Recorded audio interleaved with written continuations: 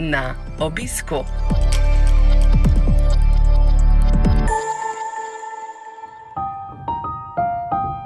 Z veseljem vam predstavljamo novo serijo podkastov Na obisku. V dolgem vročem poletju vas bomo vsak petek opoldne povabili k poslušanju pogovora z nekaterimi zanimivimi strokovnjaki in člani Slovenskega združenja bolnikov z limfomom in levkemijo. Vabljeni k poslušanju.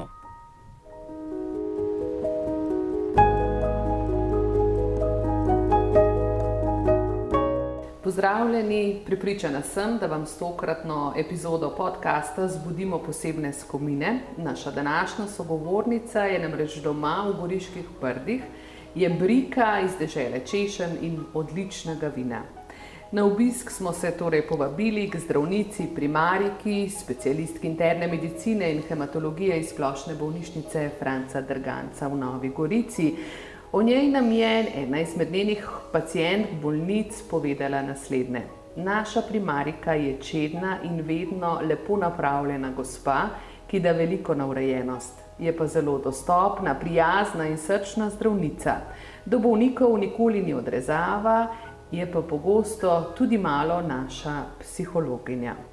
Primarika Nataša Fikfak, dober dan. Dober dan. Bolnice prej opazimo, da je naša zdravnica urejena, da da na estetski videz, da je to pomembno, da da nekaj na to.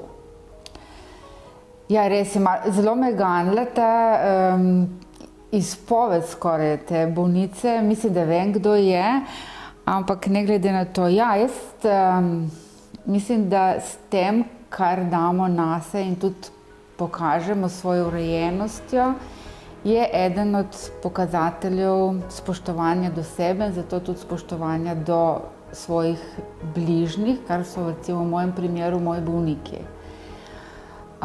Druga stvar je pa psihološka podpora, ki jo poskušam nuditi mojim bolnikom, je v bistvu del zdravljenja, ker to na srečo so ti hematološki bolniki postali kronični bolniki, se pogosto vračajo v ambulanto, veliko imajo vprašanj.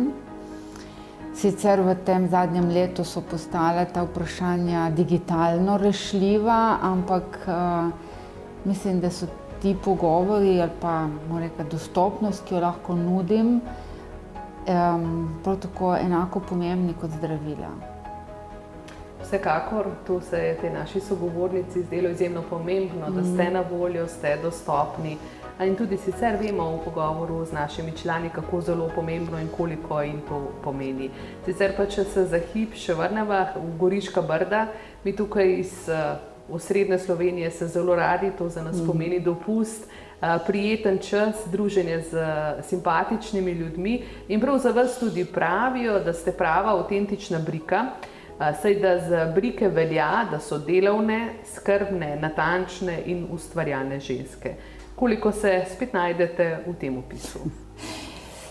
Tle so spet samo dobre lastnosti brike. Ena od teh, da smo tudi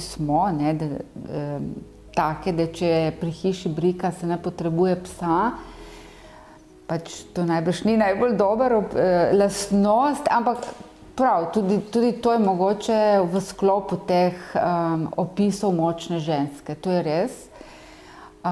Je pa res, da sem bila vzgojena v družini, kjer ni bilo moškega potomca, tako da tudi to je prispevalo k tej, mogoče močnejši drži ali pa naravi, če smem tako reči, ker sem bila neke sine v družini. Čeprav spet ne moram reči, da je nasplošno v Brdih ločena funkcija ženske in moškega, kajti jaz sem zrasla na kmetiji, pa na kmetiji je bilo točno določeno, katere so naloge moška in katere ženske, ki so se pa potem precej prepletale. Edina prav tako naloga moška, ki je bila na naši kmetiji, in tudi mislim, da v večini briških kmetij, je bilo kletarstvo. To je bilo izključno moška funkcija, medtem ko vse ostalo so delale tudi ženske, vključno z mojo mamo. Se pa tudi to spreminja, ne? Pravijo pa, no to pa moram reči, in to tudi moj brat pravi, da je v Brdih, da je popolni matriarhat.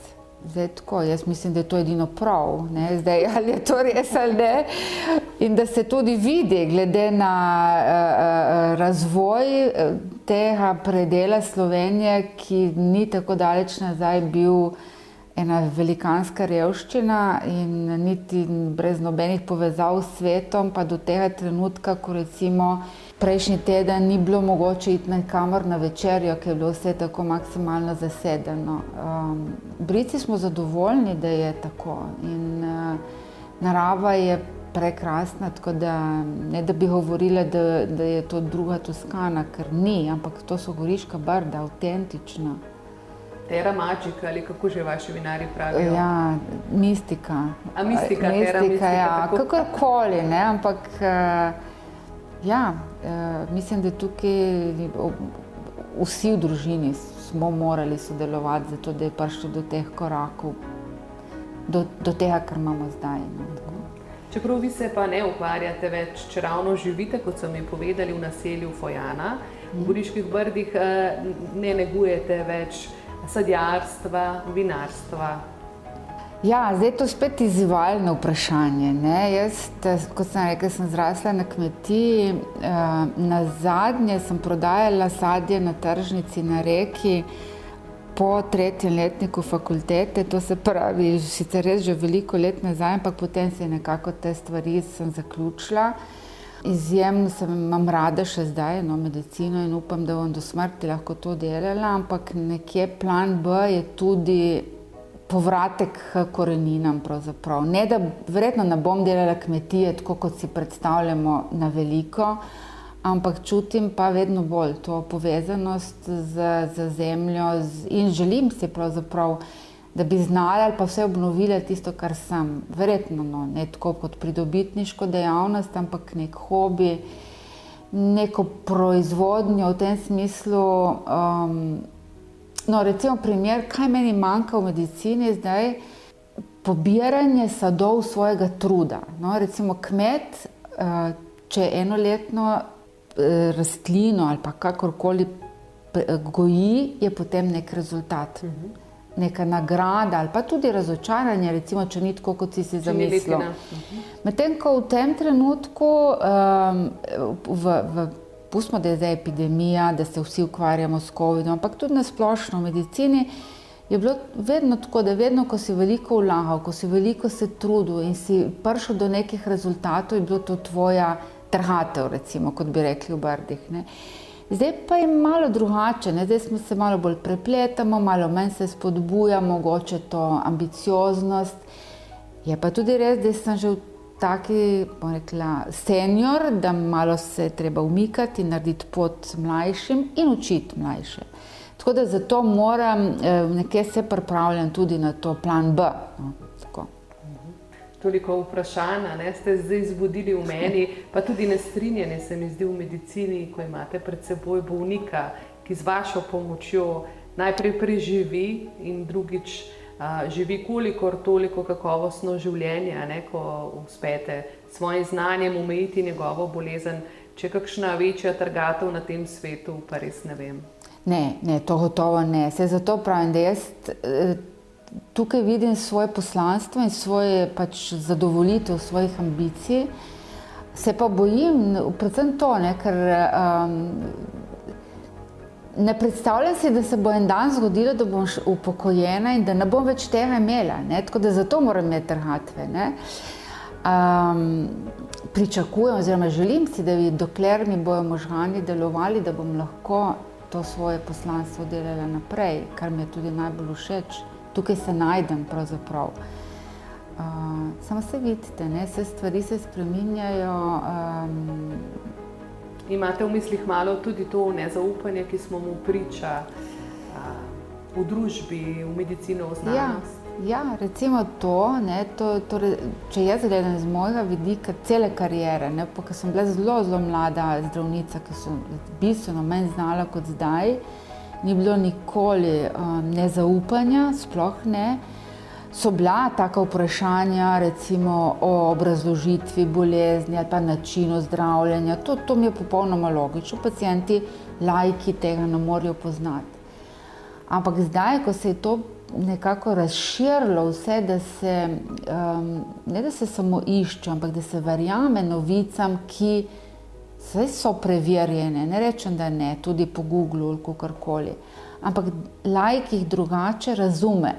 Morda edino ti lahko sploh razume, ker znanost nam je težko razumeti. Težko je razumeti, ne. Morate vedeti, recimo imunologija, zdaj, ko se toliko govori o cepivu, pa mRNA, pa vektorsko, pa cepivo to, cepivo ono. Recimo, morate vedeti, da mi, moja generacija, še nismo imeli imunologije na fakulteti. To se je zgodilo po letu 85, ko je ta razcvet imunologije, te mikroznanosti in sedaj tudi že subspecializacija in tako naprej. In je bilo meni zelo težko, pač jaz sem bila prisiljena se vključevati v to in veliko študirati, ker pač sem delala na takem področju, kot je hematologija in še prej revmatologija, ki bazirata obe praktično na imunologiji. In si potem se pustiš zavesti v en pogovor z nekom, ki je popolni laik, ne? Težko verjamem, da se zdaj niti v srednji šoli ne naučiš toliko imunologije, da bi lahko to razumel.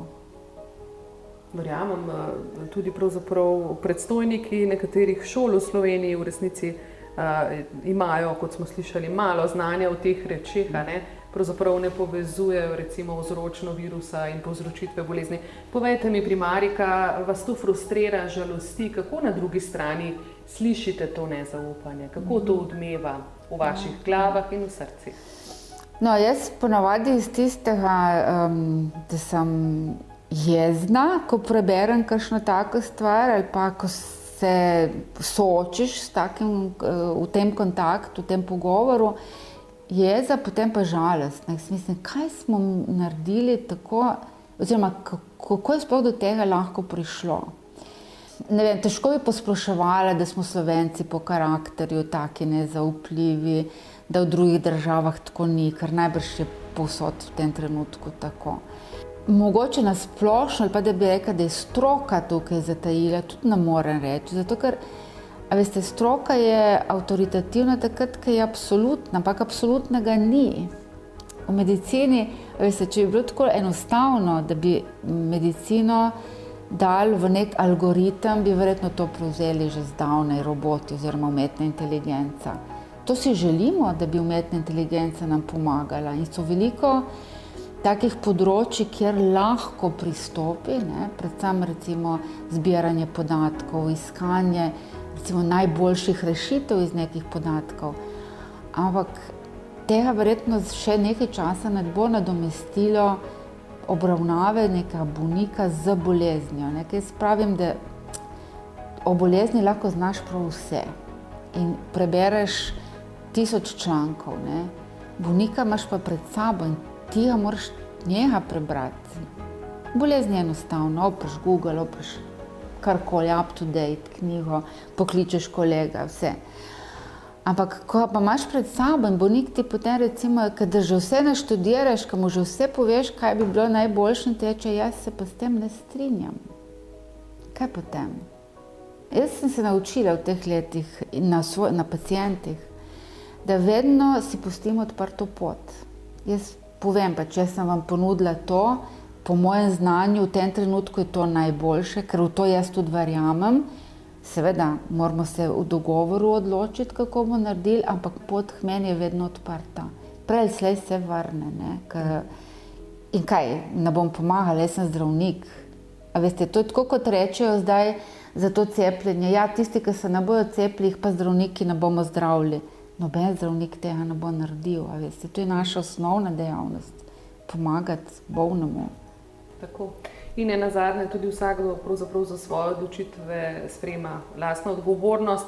No, v tem konkretnem COVID primeru sicer seveda tudi gre za širše implikacije.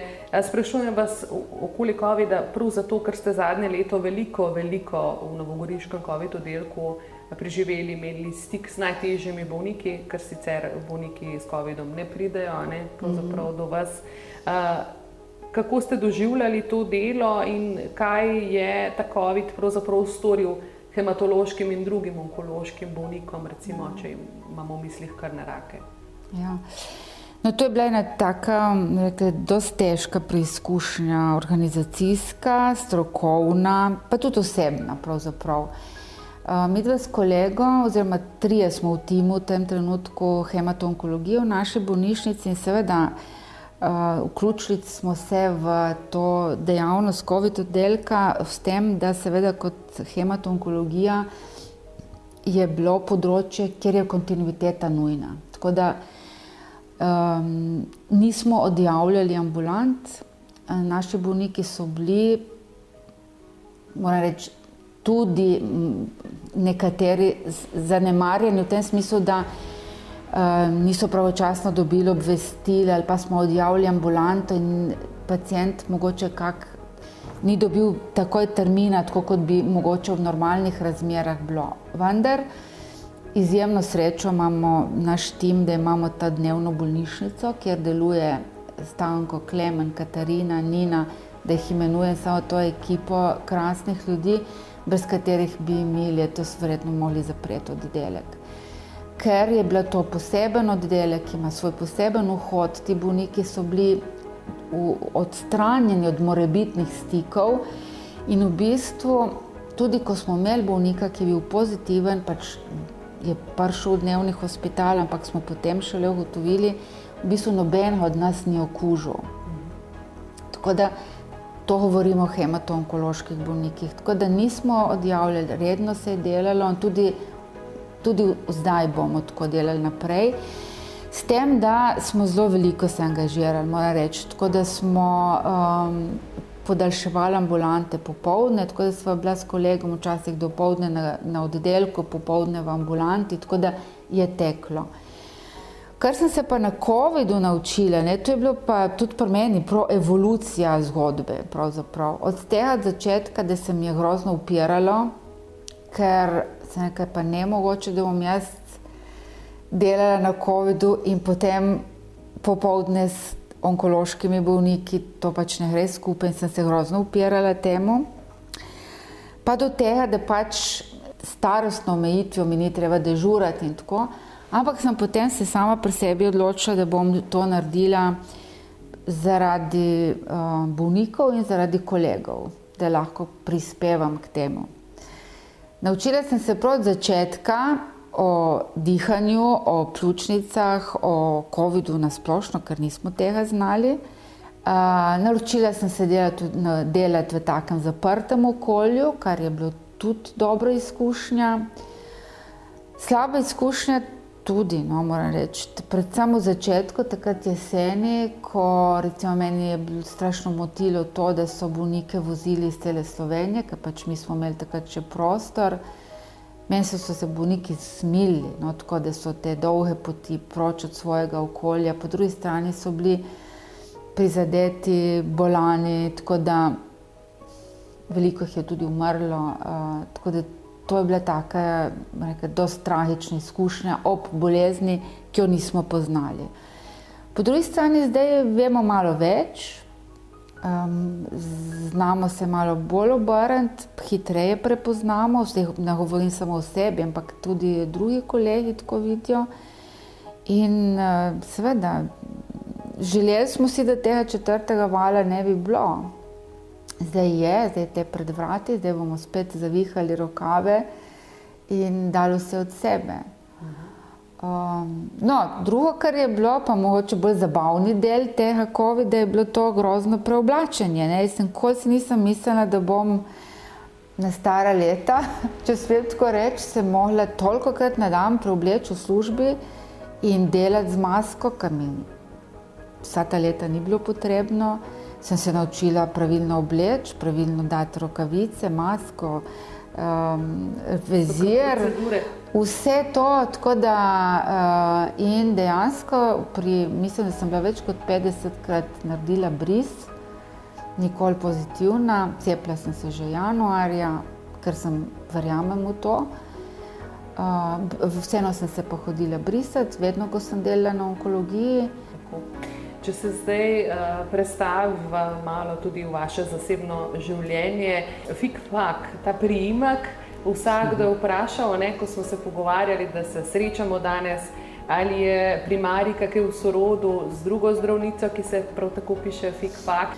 Verjetno smo, ne. Verjetno, sicer Fikfak je moj dekliški priimek, medtem ko je od kolegice možev priimek. Sva se tudi spoznali in pogovarjali o tem, verjetno smo v sorodu, saj toliko nas ni. Čisto malo, ne? Nas je zelo malo. Poskušala sem jaz tudi že pred leti iskati neko družinsko drevo, ampak se zelo malo ustavi, oziroma takrat se je ustavilo, ker ni bilo še toliko podatkov, razen v cerkvah. V času, ko so bila Brda italijanska, ne, takrat so nam spremenili priimek, nismo bili Fikfak, tako da se je tudi tam nekaj izgubilo. Drugače pa Fikfakov nas je malo, ne, največ nas je dejansko v Sloveniji, v Brdih. Potem je neki sorodniki so v Franciji, ki so se preselili pred drugo svetovno vojno, že tam, z njimi imamo stike, smo v sorodu. Najdla sem eno osebo, ki je v Združenih državah in eno v Južni Ameriki, verjetno so spet neki, ki so se odselili, takrat, ko Brda res niso imela možnosti preživetja. Je pa res zabaven priimek, no, hočem reči. Jaz, takrat, ko sem se poročila, ne, seveda prvo se ti zazdi, da bi mogel vzeti priimek od moža, ne, ampak sem nekaj, veš kaj, jaz sem toliko, ne pretrpela, ne, ampak sem toliko zgodbic je bilo na moj priimek, da je res škoda, da bi ga zamenjala, no. Od tega, da se napiše na različne načine, s črtico vmes, z veliko, z malo, potem, da se dodaja cev pred kajem, vse mogoče, ne. Je pa res, vsak se ti pa zapomni, ne. Vsekakor, čim sprejmeš ta priimek, ga nikoli ne pozabiš, ne. Jaz mislim, da me ne ljudje poznajo samo po priimku, ampak tudi po drugih stvareh, ampak eden od tega je pa gotovo priimek, ker prepoznavni znak, no. Dobro, omenjali ste sorodnike v Franciji, pa priimek, ki je sicer avtentičen, avtohton na Goriškem. V Avstraliji ga ni, ker sem slišala, da ste bili dvakrat tudi v Avstraliji, med drugim na poročnem potovanju. Pri sorodnikih? Pri moževih sorodnikih, ja. V bistvu jaz zelo, zelo rada potujem, no, tako da sem že kar nekaj videla. Nisem tisti avanturistični popotnik, to ne, ampak tako raziskovalno, gurmanski, bolj v tem smislu. No, sorodnike pa ima moj mož v Avstraliji, tako da prvič sva šla tam res v smislu nekega poročnega potovanja in sva imela srečo, smo zelo, zelo veliko videli. Drugič sem pa bila s hčero našo, ki je še večja raziskovalka kot jaz in so posebni užitki potovanja z njo. Smo pa prav tako obiskali njegovo družino, so v bistvu vsi že rojeni tam. Je bilo pa izjemno ganljivo, ne, ker ta potovanja, zdaj, ker ni več teh starih sorodnikov, ki so bili rojeni v Sloveniji, ki so šli v Avstralijo po vojni, ampak so njihovi potomci, ni več tako ganljivo, kot je bilo takrat, ampak še vedno, ne, korenine so tukaj, ne. In jaz nisem to razmišljala, ampak ti moji sorodniki iz Francije zdaj tudi prihajajo k nam, to je zdaj že v bistvu 5. rod, ne. Pogledajte, odkot izhajajo. In recimo nam je zelo logično, da imaš sorodnike okrog sebe, veš, ki je pokopan star oče, pa njegov oče, pa vsi tam. In če jih imamo okrog sebe, ne grejo kdaj tudi na živce. Tako, ne, ampak ti veš, da si tam, ne, in da če nisi v tej vasi, je pa v sosednji vasi, ne. Pa dobro, tudi če si v Ljubljani, rečeš, ok, jaz imam sorodnike v Goriških Brdih, grem tja, ne. Medtem ko pa res, ne, če so eni v Avstraliji ali pa recimo v Franciji, tam, ko so moji, bo nekaj čisto na zahodnji obali, ker oni niso Francozi, nikoli ne bojo Francozi, ne, to se pravi, kje smo, kaj smo, ne. Je zelo zanimivo, to nikoli nisem razmišljala, mislim, nam ni potrebno tako razmišljati, ne. Pa potem, kot tudi pravite, ne, in opažate pri sebi, vsi to seveda opažamo pri sebi, z leti nekako se bolj vračamo k koreninam, pa ne gre za sorodstvo, ne gre za dejavnosti, ki smo jih v družini, ki so bile značilne za družino, kot ste vi rekli, recimo za sadjarstvo, ne, kasneje, kdaj morda. Hčero ste omenjali, vem, da študira v Milanu, študira ekonomijo. Zakaj v Milanu? Ja, kar ni mati dovolj avanturistična je hči, no, tako bom rekla, imava nekaj zelo veliko, precej skupnih, no, kar je čisto razumljivo. Ena je ta želja, veselje in všečnost do mode. In tako da to je bil najprej prva želja študija. Seveda, Milano je pa prestolnica, ne? Milano. Drugo je potem bilo ekonomija, biznis in seveda je ekonomsko fakulteto potem zaključila v Ljubljani. Zadovoljna, lepo je bilo, ampak po diplomski se je potem zbrala v Milano, v tej Bocconi, na tej univerzi. In je tudi bila sprejeta, zadovoljna s študijem, ampak ves čas nekje na glavi obema visi medicina, ne. Zakaj to pravim? Od tega, da je rekla, da medicine nikoli ne bo študirala, zato ker se to od nje pričakuje, pa do tega, da se ne bo ona tako razdajala kot se jaz, ker ni moj karakter, pa do tega, da v bistvu medicina se tudi ona vidi to noter. No? In recimo, po čem vidim, da je to še vedno taka, ne tiha želja, ampak želja na tem področju delati.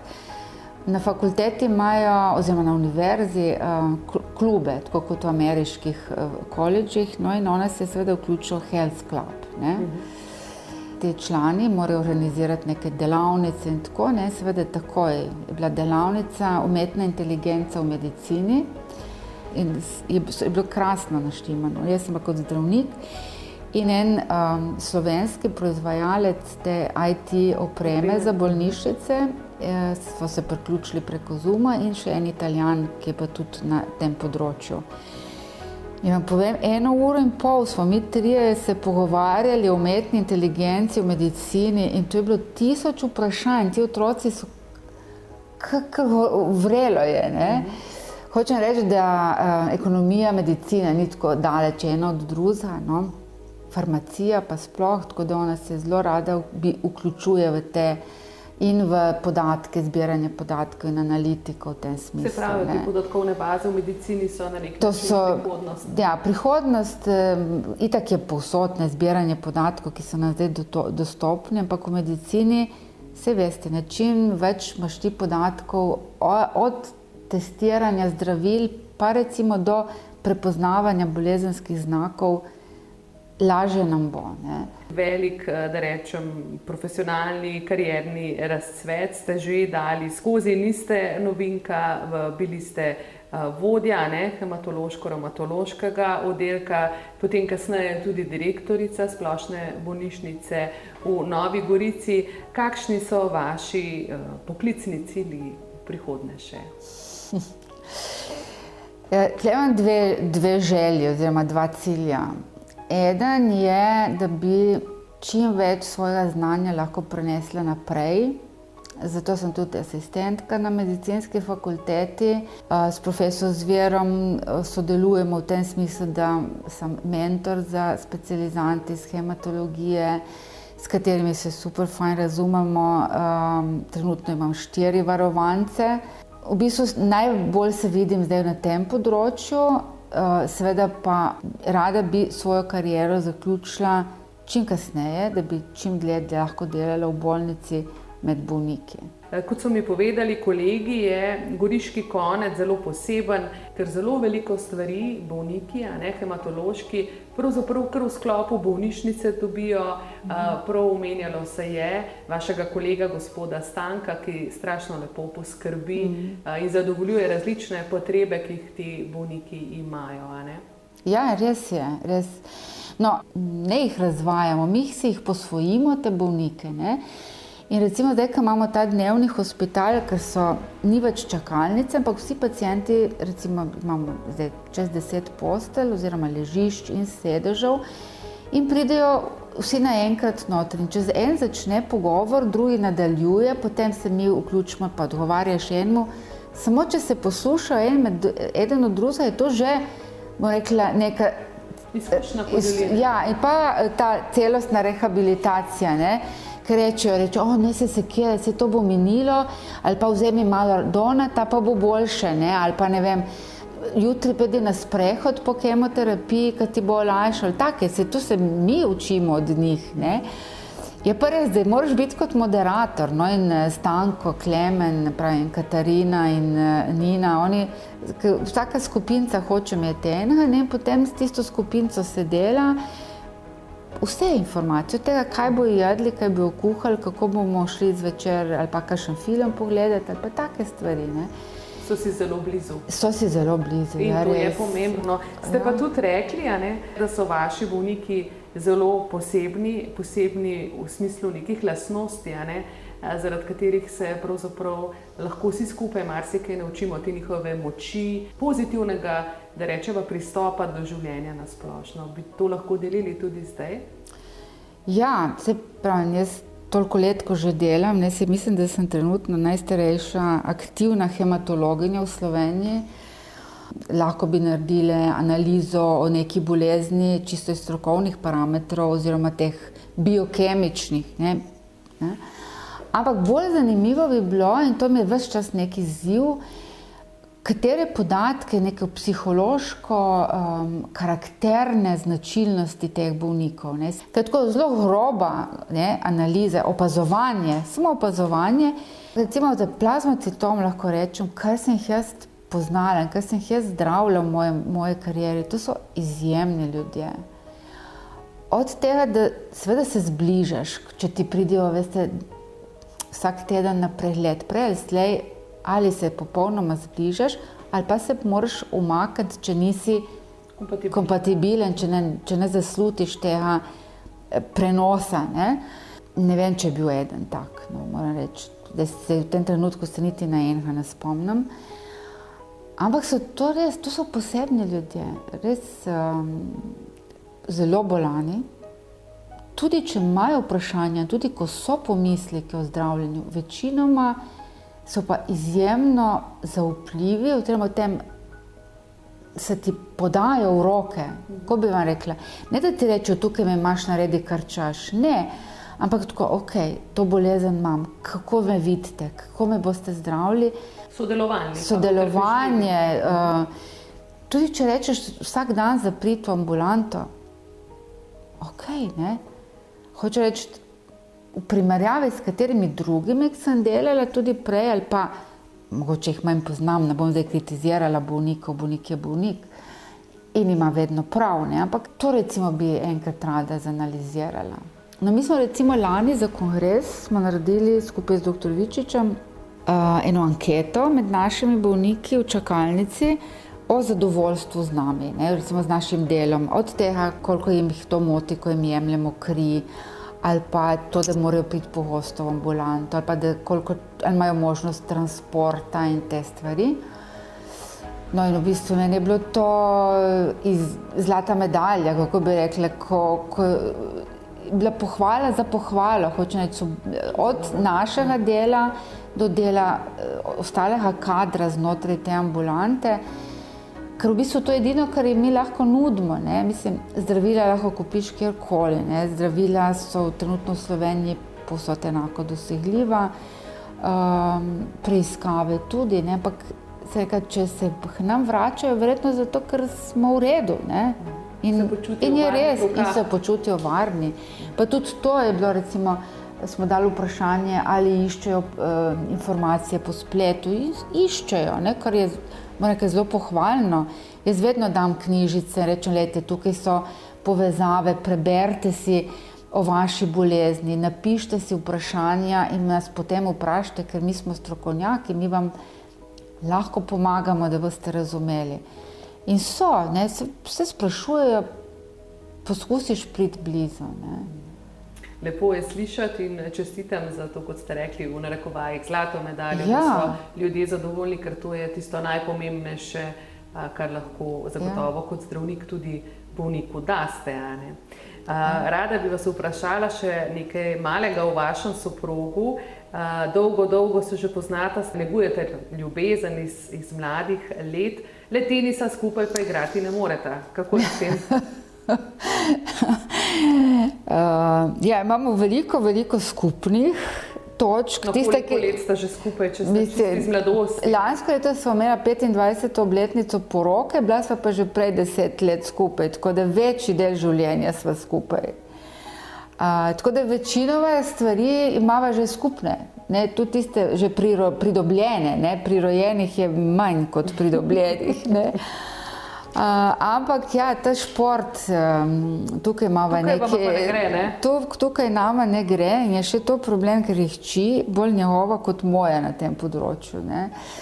In je res, to pač športnik verjetno si ali pa nisi, ne. Jaz sem se zelo trudila in se še vedno trudim, poskusila sem se na veliko športov, za skupinske, se pravim, ker sem verjetno preč vodja, sem težko, ne, bila, tako, ker ne moreš biti v ozadju, če si vodja in to ne gre, ne, tako kot ne morem peti v pevskem zboru, ker nisem solist, pač to ne gre, ne. Ampak za ostale športe bi pa šlo, če ne bi vedno bila mož in hči boljša.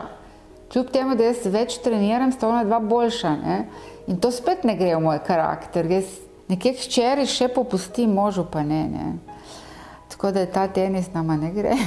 No, pač, po drugi strani je pa fajn, da, kar se tiče športa, ker se sproti učim, pa tudi znam gledati tekme, recimo, ki jih sicer, če me on ne bi učil in prisilil kakšno gledati, verjetno ne bi nobene. Ne bi nobene. Po drugi strani pa res zanimivo je to, da on vedno to zdaj zadnje leta bolj po televiziji, mi dve s hčero pa, ko greva po svetu, če sva same, gremo vedno v živo kakšen šport gledati. In zdaj smo že kar nekaj izkušenj imele, no, košarko v Ameriki ali pa njihov fudbal, sva šle v živo. Saj da vidiš, kako to je, no, tako. Zdaj zadnja leta smo pa bolj pomorci, no, tako da zdaj morje, čolnarjenje in nautika nam je to spet velika skupna točka in veliki izziv za naprej. Odlično. Je treba te skupne točke verjetno tudi malo korigirati na tej poti, taki dolgi? To je evolucija. V bistvu, ja, ne moreš reči, da je to, kot sem že prej rekla, pridobljenega je tle zelo malo, prirojenega. V bistvu vse skupaj vzgajava, ne, in je potem otrok, ki odrašča in ki postane tudi odrasla oseba, pa nov družinski član, ki pride z otrokom noter, ne, tako da evolucija tudi odnosov in pač novih interesov. Jaz to mislim, da če zdaj ni tako, mogoče čez par let bo, čez čas bo drugače. In to mislim, da mora človek bi moral znati sprejemati. Ker veliko konfliktov tudi pri nas doma se je zgodilo vedno tako, ja, pa še včeraj si mislila popolnoma drugače. Ja, sem, ne, ampak danes je pa že danes sem si premislila, ne. Dobro. Doktorica Nataša Fikfak, primarika, najlepša hvala za to srečanje. Zelo smo se ga veselili, no, jaz sem se ga zelo veselila in upam, da kmalu spet. Hvala vam, jaz sem tudi vesela, da lahko spregovorim drugače, kot sem sicer navajena, zgolj o stroki in o tistih najožjih področjih, kjer sem aktivna, no. Ampak kot pravim, zdaj v bistvu so mi že zagrozili s penzijo, sem že dobila izračun in to se mi je zdela ena taka velikanska streznitev, predvsem v smislu, da se čutim še za nekaj delati naprej, no, in upam, da bom.